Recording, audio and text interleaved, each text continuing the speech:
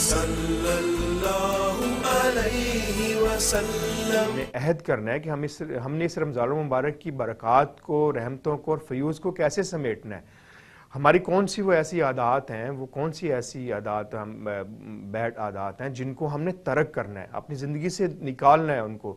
اس رمضان المبارک کی برکت سے، اللہ تعالیٰ کی مدد سے ہم نے اپنی ان تمام جو ہیں بری عادات ان کو ختم کر کے اچھی عادات کو اپنانا ہے۔ اپنے اندر جو ہے وہ صبر اور تحمل جو ہے اس کو ہم نے پیدا کرنا ہے، قوت برداشت جو ہے اس کو ہم نے پیدا کرنا ہے، اپنے اندر پیدا کرنا ہے۔ تو ان سب چیزوں کو بار بار آپ کو بتانے کی یا یاد دہانی کروانے کی یہی ضرورت رہتی ہے انسان کو، کہ وہ انسان بھول جاتا ہے۔ جیسا کہ میں نے آپ کو بتایا کہ سورہ فاتحہ میں بار بار ہے جب ہم نماز پڑھتے ہیں نماز میں کہ ایاک نعبد و ایاک نستعین، کہ ہم تیری عبادت کرتے ہیں تو سے مدد چاہتے ہیں۔ تو آئیے ہم عہد رمضان کرتے ہیں۔